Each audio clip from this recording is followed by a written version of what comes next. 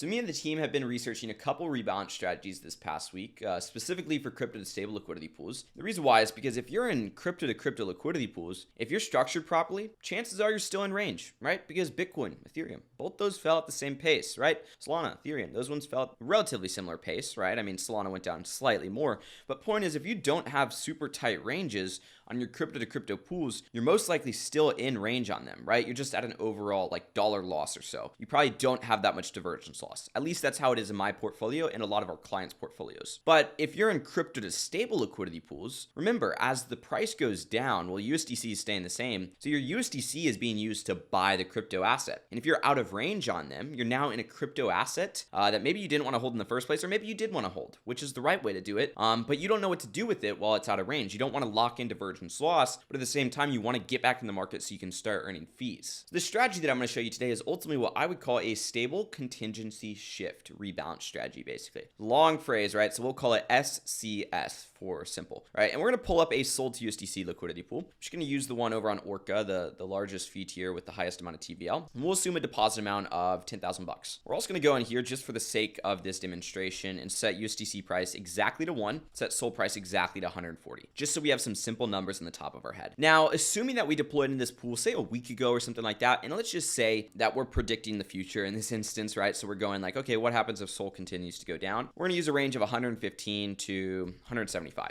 Right? That will get us about 52% SOL, roughly 48% USDC, and ultimately the price of SOL falls to 115 basically. Well, that means we got $8,600 in our liquidity pool now, but we're now all out of range and we have 75 SOL tokens, right? And we're not earning anything on those SOL tokens. What can we do? Well, we can go park those SOL tokens and earn 7% on them by staking. But what's 7% when we were just doing like 180% on this liquidity pool? It's not much, right? Why would we want to do that? We wouldn't. We're earning well over 7% per month. Why would we want to get that in a year? So the next thing that we can do is take this money and put it into a different type of liquidity pool and execute on this stable contingency shift, basically. And before I talk about that stable contingency shift, I want to talk about what would happen if we were to just simply rebalance this pool. When we go to rebalance this pool, ultimately, the price of SOL is now at 115 US dollars, right? So we're going to go ahead and jot that down right in our settings on this metrics finance simulation. And our new range, let's just say we were to select, was say 100 to like 150, something like that. We could even go 100 to 140, just like that. That's going to get us 62% SOL and 38% USDC. And of course, our deposit amount for this SOL to USDC liquidity pool is going to be 8,600 because we rebalance. So we're taking the 8,600 from the previous pool, putting it into this one. The bad thing about this strategy is when we do go back to our initial entry price of 140,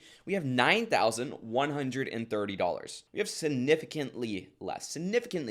That's $870 less. And we're at our initial entry price. Pretty ironic, right? That's what divergence loss is right there, okay? And yeah, we collect fees, whatnot, but ultimately we want fees to be profit. We don't want fees to constantly have to go towards covering divergence loss. So where this strategy comes into play is we're no longer in a sold to USDC liquidity pool. We take the money out and we find an equal risk liquidity pool that is very, very correlated to SOL. So hey, if we could get a good return on SOL to Jito SOL or SOL to another derivative, we'll do that. But most likely we're not going to get a return there. So I would choose something like CBBTC to SOL, something that's going down with SOL and is very correlated to SOL. So in this instance, we're assuming SOL went down 17%. Typically Bitcoin goes down less than SOL. So let's assume Bitcoin had gone down a total of like 12% from its current price. So in this pool, we're just going to use a price of Bitcoin of like $74,000. Right now it's at about 84,000. And then our SOL price is going to be about 115. So now we're assuming that we're entering in while the market's down into the CBBTC to SOL liquidity pool. Now our starting capital is 8,600 bucks, right? Because instead of just executing a normal rebalance, we're actually diving into a different pool. Now our range, perhaps we stick with a broad range. It's probably the best idea over here. Let's just say we were to do a max price of 770 and we were to do a min price of like 500, right? We don't want to sell a lot of SOL if we don't have to, so we'll keep 60% SOL and only sell the other 40% for CBBTC, a correlated asset that will rise and fall with SOL, right? And we're doing a 90% APR on this. That's great, right? So we're actually earning income 90% per year while we are out of range on the original SOL to USDC liquidity pool. It's just instead of being in SOL USDC, we're in CBBTC to SOL. Now, what we can do is we can hold this until SOL goes back up to its initial entry price of 140 bucks. And if Sol's going back up to 140 bucks, chances are Bitcoin's also up. So let's just say Bitcoin goes back to $84,000. So Bitcoin's up 13%. Well, guess what? We have $10,127. So we actually came out to a $127 profit in this instance. And that's not including any fees that we collected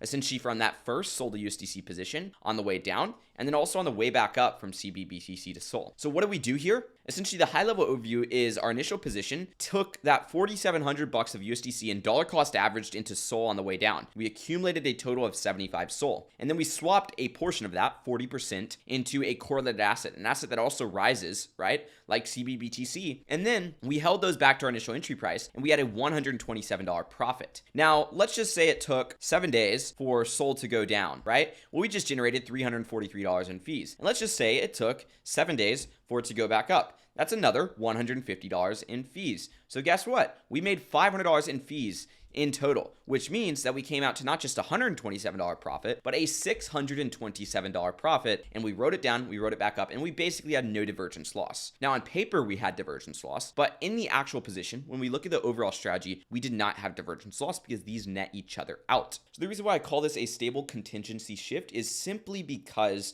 we are shifting out of the stable coin into another crypto asset, taking on full market exposure because we already have the full market exposure in Sol over here sitting out of range. And the last thing we want to do is dollar cost average into Sol at an average price of like, let's just say 125 bucks, 130 bucks, and then sell it at a price of, let's just say $115, and then go and basically buy it back at 120 and 130 bucks. No, that does not make sense. That's what a lot of people do and they're just standard rebalancing. Whereas a rebalance strategy like this allows you to take that full exposure, take advantage of the opportunity, use going out of range as an opportunity as opposed to a burden on your positions, basically. So again, this is like the type of conversations that we have on a daily basis within our DeFi Legacy program. So if you guys want to learn more about that, potentially work one-on-one with myself and my team, get weekly group coaching from us and all the 9 yards. Basically, there's a link right below this video that you guys can check out. And if not, that's completely fine as well. I hope you guys enjoyed the free content on YouTube, and I hope you guys found some value in this strategy, and maybe you can implement this in your portfolio and start to save yourself not only thousands of dollars, but make yourself thousands of dollars too. Because as I mentioned in my last video, the number one reason why people are kind of doing bad in DeFi or having too much divergence loss isn't actually because of the divergence loss itself. It's just because they don't have enough income to make up for it. Or in their positions, right? They're taking a decent amount of risk, and that's fine to take that risk, but they're not getting compensated for taking that risk. If you can just boost the overall time that you're in range and earn income that whole time, you're ultimately going to increase your income on average by 42%. That's what we've seen. We've been able to take people that have been out of range 30% of the time, so they're only in range 70% of the time, boost their income by 42% once we put them in range 100% of the time by implementing strategies just like this. Guys, if you enjoyed today's video, make sure to drop a like, subscribe, notifications turned on. I'll see you guys in the next one. That's it. Peace out.